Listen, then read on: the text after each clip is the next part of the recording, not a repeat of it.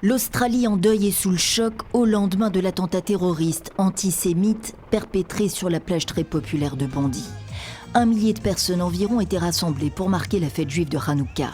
Panique lorsque crépitent des coups de feu, une quarantaine de tirs pendant une dizaine de minutes, 15 morts au moins selon le dernier bilan provisoire. L'un des tueurs est abattu à son tour par la police.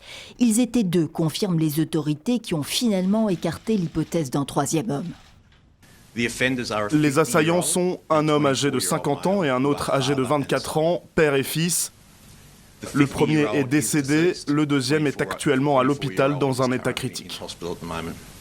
Navid Akram, le fils, né en Australie, était connu des services de renseignement depuis 2019. Soupçonné alors d'être lié à un membre du groupe État islamique, arrêté et condamné pour avoir préparé un attentat terroriste dans le pays. Le père, détenteur d'un port d'armes, était lui arrivé dans le pays en tant qu'étudiant. Tous 2 ont prêté allégeance à l'organisation djihadiste, rapporte la chaîne ABC, citant des enquêteurs. 2 drapeaux de l'EI retrouvés dans leur véhicule.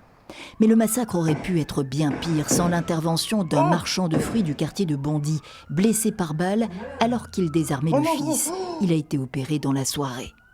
C'est un héros, c'est un héros. On le voit sur les réseaux sociaux.